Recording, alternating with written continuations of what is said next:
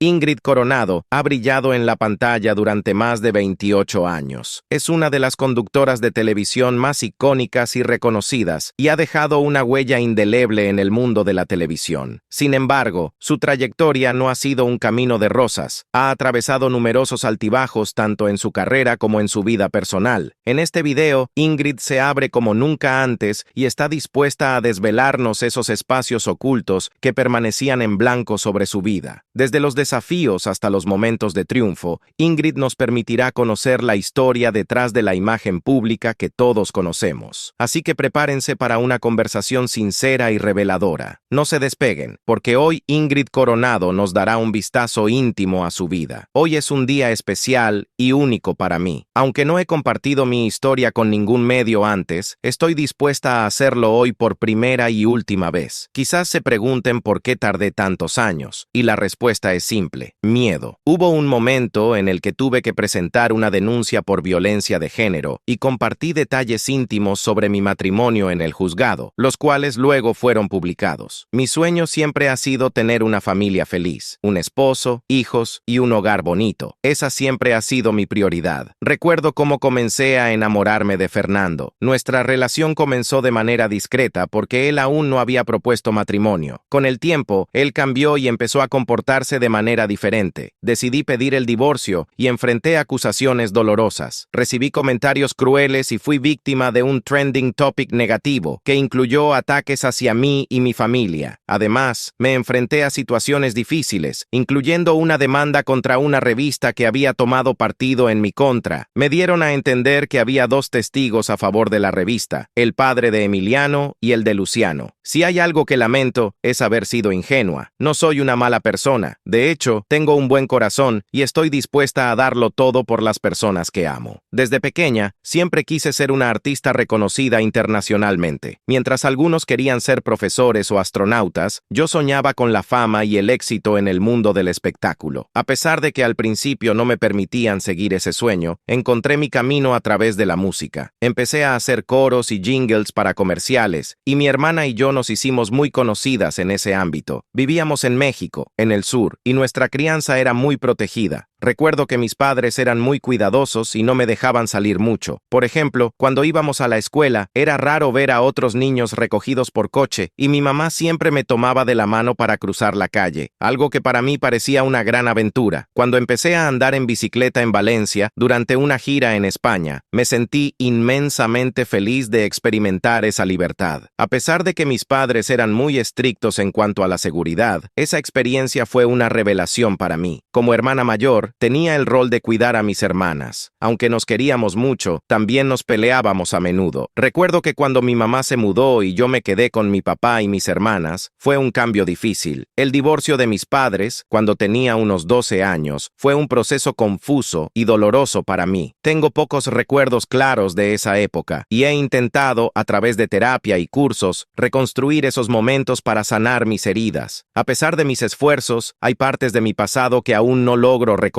con claridad. Recuerdo que mi mamá se mudó a casa de una tía y yo me quedé con mi papá. Durante ese tiempo, él trabajaba mucho y yo, siendo tan joven, tenía que manejar mi propia vida, incluyendo hacer compras para la casa. Mi mamá se fue porque ya no quería estar con mi papá. La idea era que se mudara a otro lugar y eventualmente, cuando ella tuviera un departamento, nosotras nos mudaríamos con ella. Sin embargo, el proceso legal fue tan complicado que ella se quedó en casa de una tía hasta que pudo comprar su propio lugar. Mientras tanto, mis hermanas se quedaron con mi papá. Durante muchos años, yo no tuve relación con mi papá porque estaba del lado de mi mamá. Este conflicto causó un gran problema emocional y psicológico, y aunque he trabajado mucho en terapia para superar esto, sigue siendo un tema complejo. Sin embargo, esta experiencia me ha enseñado lo que significa tomar partido en una situación de divorcio y cómo eso afecta a los niños. No quise que mis hijos vivieran una situación similar. Hoy en día, agradezco haber aprendido esa lección, pues ha sido fundamental para el bienestar de mis hijos. Nunca les he hablado mal de sus padres, a pesar de las dificultades legales o mediáticas. En mi segundo matrimonio, cometí el error de proteger a mi hija Emilia. Ahora entiendo que es importante que los niños niños vean la realidad de manera clara, aunque dolorosa. Ser padre es complicado, y los problemas de la vida, la pareja y los medios de comunicación añaden un desafío extra. Hablando de mi adolescencia, fui una joven muy bonita y popular en la escuela. A pesar de eso, mi autoestima era muy baja. Siempre luché con mi imagen física, sintiendo que algo me sobraba o me faltaba. A veces me sentía incómoda con mi cuerpo y tomé decisiones como someterme a tratamientos para cambiar mi apariencia. Recuerdo que cuando entré a Garibaldi tenía ciertas inseguridades relacionadas con mi cuerpo, especialmente con el tamaño de mis senos. Intenté muchas cosas para cambiar mi imagen, incluso me sometí a tratamientos en el gimnasio que resultaron en efectos no deseados. Después de experimentar todo eso, decidí dejar de modificarme y aceptarme tal como soy. Hoy en día, ya no me someto a tratamientos invasivos y me concentro en cuidar mi salud y bienestar. Fue en 1994 cuando me integré al grupo Garibaldi, sustituyendo a Patricia Manterola, lo que marcó el inicio de la fama que tengo hoy en día. Mi primer reto fue adaptarme rápidamente al grupo Garibaldi y aprender las coreografías. Tenía solo 5 días para memorizar todo antes de un concierto, y me dediqué a estudiar las canciones y movimientos durante el vuelo y en cualquier momento libre que tenía. Al principio, no tenía mucha química con Charlie, pero me parecía una persona agradable y profesional. A medida que pasaba el tiempo, comenzamos a conocernos mejor. Aunque había otra chica que también era buena, ella no bailaba tan bien y yo me quedé con el puesto, en parte porque a Charlie le gustaba cómo trabajaba y quizás también por razones personales. Mi experiencia en el grupo fue complicada. A pesar de los privilegios que recibía por ser la novia de Charlie, me sentía como un invitado entre los miembros originales. Era un desafío mantenerme a la altura y equilibrar mi vida personal y profesional en el grupo. Sobre el dinero que ganaba, me sentía millonaria en ese momento. Lo usé para mejorar mi calidad de vida y ahorrar. Al casarme, compramos una casa gracias a esos ahorros. Recuerdo que durante mi cumpleaños, Charlie organizó una fiesta sorpresa para mí y en medio de la celebración me propuso matrimonio. Fue un momento muy especial que recordaré siempre. Charlie me propuso matrimonio en medio de aplausos y una increíble sorpresa. En ese momento me sentí completamente asombrada y, honestamente, nunca se lo he contado a nadie, pero en mi mente solo pensaba, ¿alguien realmente quiere casarse conmigo? La respuesta fue un rotundo sí, aunque también había una parte de mí que dudaba debido a mi autoestima y las inseguridades que llevaba conmigo. Decidimos que la boda sería el año siguiente en octubre. Sin embargo, la vida nos llevó por otro camino. Me embaracé en abril del siguiente año y acabamos casándonos en México en julio, mientras ya estaba embarazada de 3 meses. La casa que compramos fue una decisión compartida. Estábamos felices al principio, pero la convivencia resultó ser un reto. Yo venía de una familia disfuncional, con padres divorciados que se llevaban muy mal. Mi promesa era no repetir ese patrón con mis propios hijos. Sin embargo, la realidad de nuestra vida juntos resultó ser bastante complicada. Él tenía horarios nocturnos y una vida que no encajaba bien con la rutina de cuidar a Emiliano, nuestro hijo. Pasaron 5 o 6 años de matrimonio en los que intenté que las cosas funcionaran, a pesar de no ser feliz. Empecé a trabajar en Azteca, lo cual me ayudó a encontrar un equilibrio y a mantenerme ocupada. Pero eventualmente me di cuenta de que mi relación no estaba yendo a ninguna parte. Fue un proceso difícil, ya que quería que la separación fuera lo menos dolorosa posible para Emiliano. Finalmente, después de mucho tiempo, decidí que ya no podía seguir. Recuerdo que esperé a que pasaran fechas importantes como cumpleaños y festividades para no tomar una decisión apresurada. Cuando me di cuenta de que me había mentido en la cara, esa fue la gota que colmó el vaso. Me enteré de que él no estaba donde decía que estaba, y eso fue el desencadenante final. En cuanto a la casa, acordamos venderla y repartir el dinero a partes iguales. Yo estaba ocupada con mi trabajo, y él me presionaba para que me mudara.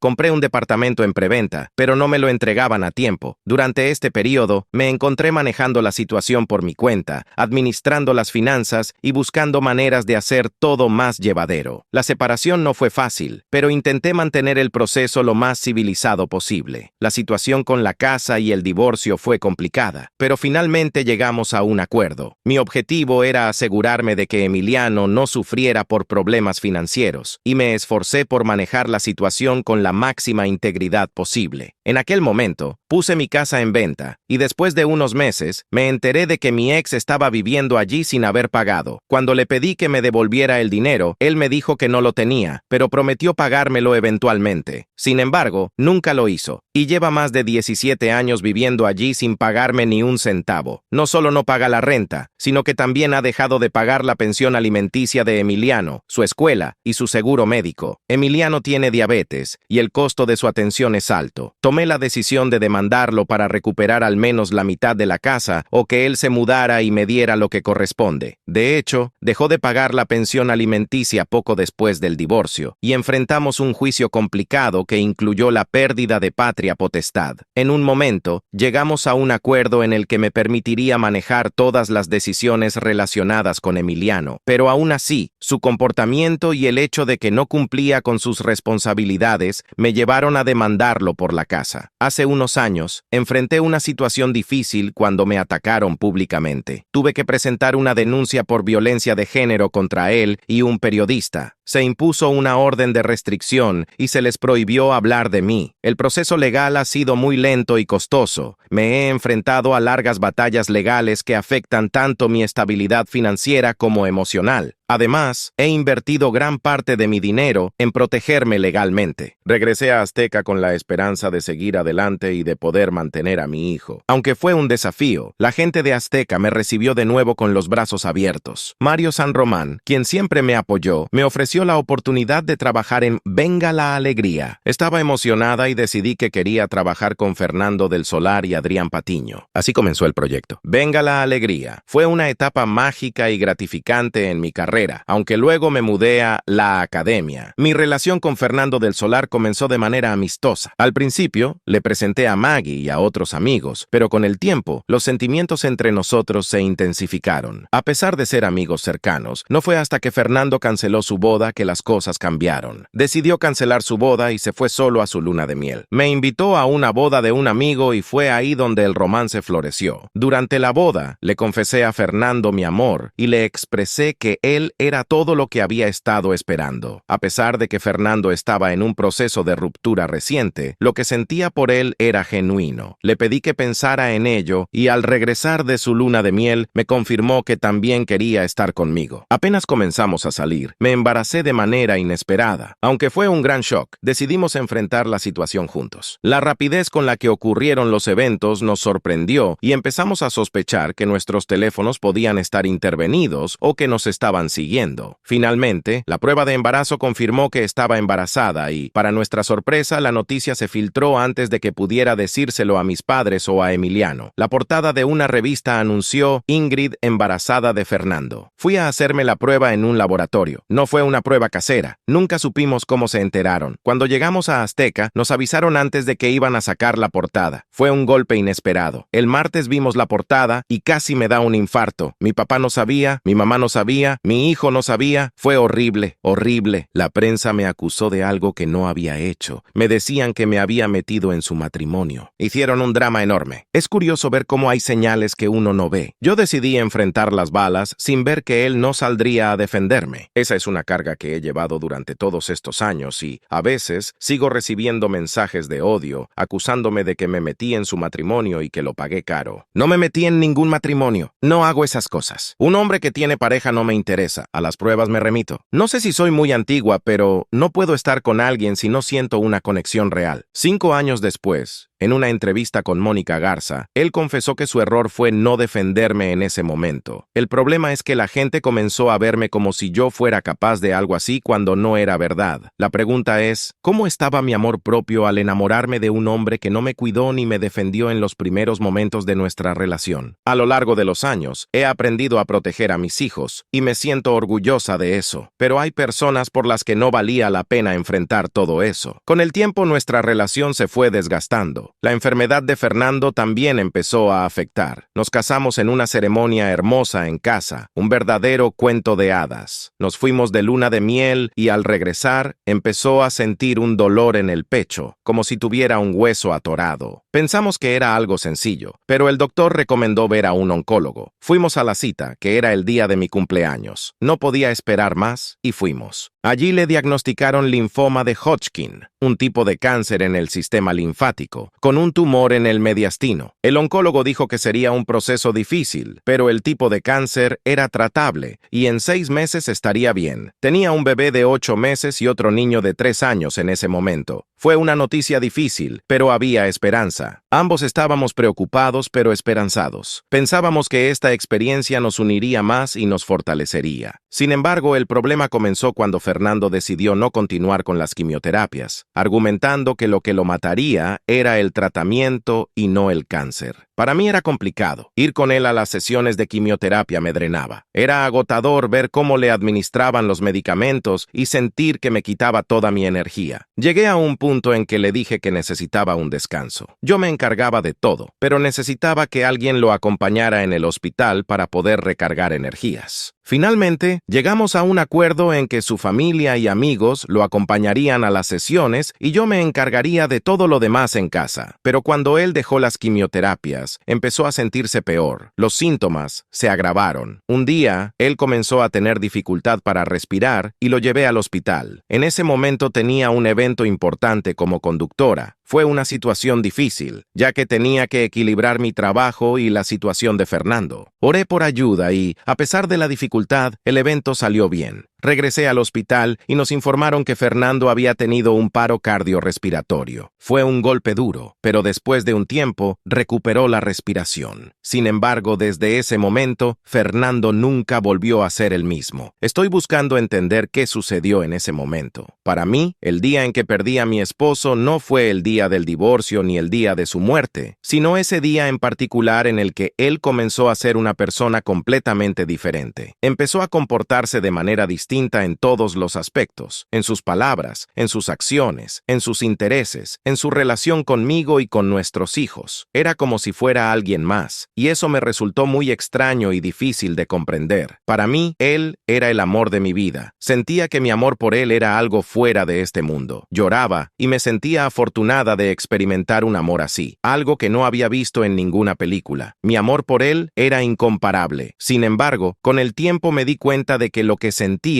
era codependencia. Pensaba que si hacía todo lo posible para que él fuera feliz, él querría vivir, se curaría y todo volvería a la normalidad. Mi relación con su madre se volvió insostenible y le pedí a mi esposo que hiciera algo al respecto. Me distancié y dejé de asistir a las reuniones familiares. Cuando él regresaba, se volvía muy agresivo y me cuestionaba qué había pasado. Le pedí que tomara una decisión. Si no estaba dispuesto a comprometerse con la familia, tenía que actuar en consecuencia. Me dijo que se iría a pensar en ello unos días. Mientras tanto, tenía compromisos profesionales y celebraba mi cumpleaños número 40, una edad significativa según Arjona. Acordamos vernos ese día para que él decidiera si quería seguir luchando por la familia. Cuando regresé a casa, encontré mi pastel favorito y supe que él lo había mandado traer. Pensé que todo iba a estar bien, pero cuando llegó, me dijo que quería el divorcio y que tenía cáncer y que ya se lo había dicho a los niños. Agarró sus cosas y se fue. Quedé en shock. Subí a ver a mis hijos, quienes estaban devastados. Me dolió no haber estado allí para proteger su corazón y darles la noticia de una manera más cuidadosa. Sentí que mi corazón estaba roto y no podía respirar. Fui a casa de unos amigos y me apoyaron mientras me recuperaba del shock. Mis hijos y yo hicimos un viaje a Ixtapa para celebrar mi cumpleaños, pero fue muy difícil. Ellos estaban muy afectados y me pedían que hablara sobre la situación con la gente en la piscina. Estaba completamente desbordada, lloraba constantemente y sentía que no podía soportarlo. Regresamos a México y decidimos no decir nada sobre la situación para evitar el escándalo mediático. A pesar de eso, el dolor era inmenso. Él se fue a Tulum y luego a Cuernavaca, dejando su tratamiento y pidiéndome el divorcio varias veces. Cuando finalmente regresó, estaba en un estado emocional muy delicado. Traté de ayudarlo, pero la situación solo empeoró. En un momento, me enteré de que él estaba muy enfermo en el hospital y me culpaba por su enfermedad. Me dijo que yo era la responsable y que no quería volver a verme. En ese contexto, me sorprendió ver que en una revista, él decía que yo lo había abandonado durante su enfermedad.